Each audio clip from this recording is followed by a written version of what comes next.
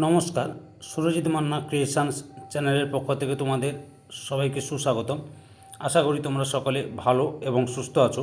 আমি তোমাদের জন্য এই ভিডিওটিতে তুলে ধরছি 2026 সালের ক্লাস 8-এর তথা অষ্টম শ্রেণীর ছাত্রছাত্রীদের রায় ও মার্টিন প্রশ্ন বিচিত্রা থেকে প্রথম পর্যায়ক্রমিক মূল্যায়ন তথা ফার্স্ট ইউনিট টেস্টের জন্য ভূগোলের 3 নম্বর মডেল সেটটি আলোচনা করছি। তার আগে তোমাদের কাছে অনুরোধ, তোমরা ভিডিওটি না টেনে পুরোটা দেখো। ভিডিওটি কেমন লাগলো কমেন্ট করে জানাও, ভিডিওটিতে লাইক দাও এবং শেয়ার করো, এবং চ্যানেলে নতুন হলে চ্যানেলটিকে সাবস্ক্রাইব করে চ্যানেলের সঙ্গে যুক্ত হয়ে যাও। আলোচনা শুরু করছি 294 নম্বর পেজের 3 নম্বর মডেল স্কুল কি বাঁকুড়া খ্রিস্টান কলেজের স্কুল। এই স্কুলের প্রশ্নপত্রের সেটটি লক্ষ্য করো। একে থেকে সঠিক উত্তরটি বেছে নিয়ে উত্তরটি নির্বাচন করো।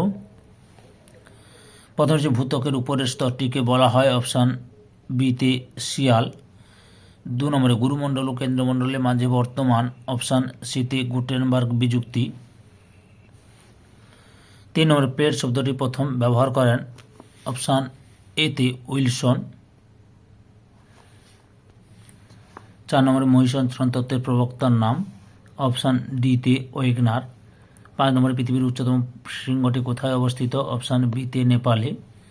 6 নম্বরে ভুটানের সরকারি ভাষা অপশান এতে জাংথা। এরপরে সত্য মিথ্যা নির্বাচন করো। একে রয়েছে পদার্থের ঘনত্ব বলতে বোঝায় প্রতি ঘন সেন্টিমিটার পদার্থের ওজন, এটা ভুল। সঠিক উত্তর হয়ে ভরকে বোঝায়, পদার্থের ভরকে বোঝায়। 2 নম্বর পৃথিবীর অভ্যন্তরে প্রতি 33 মিটারে 1 ডিগ্রি সেলসিয়াস তাপমাত্রা বৃদ্ধি পায়, সত্য। 3 নম্বর পৃথিবীর সৃষ্টির থেকে আজ পর্যন্ত সময়কে ভূতাত্ত্বিক কাল বলে, এটাও সত্য। 4 নম্বরে পাতের চলনের প্রধান শক্তি পরিচালন স্রোত, এটাও সত্য।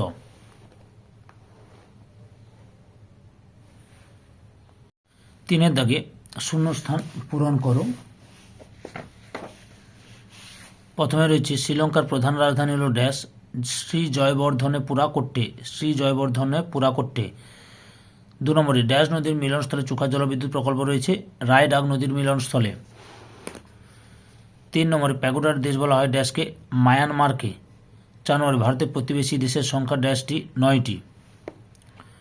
এরপরে লক্ষ্য করো যে 4 দাগে নিচের প্রশ্নগুলি সংক্ষিপ্ত ব্যাখ্যামূলক উত্তর দাও। প্রথমে রয়েছে 1 নম্বরে পাললিক শিলায় জীবাশ্ম দেখা যায় কেন। আমি এই সমস্ত উত্তরগুলো আমি রায় আর মার্টিনের সহায়িকা বই থেকে দেখাচ্ছি, লক্ষ্য করো। এখান থেকে শুরু করবে, পরপর দেখে নাও।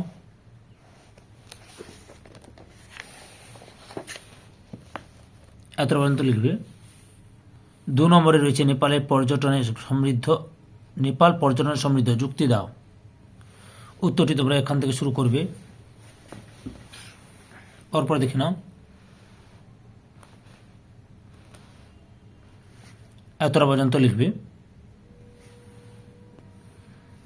5 দাগে নিচের প্রশ্নগুলি যথাযথ উত্তর দাও। প্রথমে রয়েছে পৃথিবীর অভ্যন্তরের স্তরবিন্যাস করে বিভিন্ন অংশগুলি চিহ্নিত করো, কেবলমাত্র চিত্রের মাধ্যমে। এই ছবিটা আঁকবে, না হলে তোমাদের টেক্সট বইতে এই ছবিটাও আঁকতে পারো। এই যে এখানে টেক্সট বইতে সম্ভবত 6 নম্বর পেজে যে ছবিটা রয়েছে পৃথিবীর অভ্যন্তরে, এই ছবিটাও আঁকতে পারো, বুঝতে পেরেছ।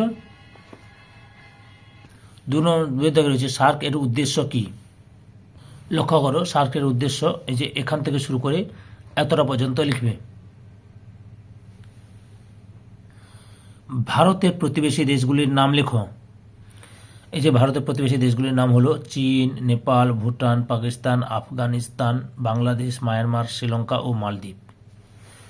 ধৈর্য সহকারে সম্পূর্ণ ভিডিওটি দেখার জন্য তোমাদের সবাইকে অসংখ্য ধন্যবাদ। আজকে এই পর্যন্ত, পরবর্তী ভিডিওতে আবার দেখা হবে। Tata, bye bye.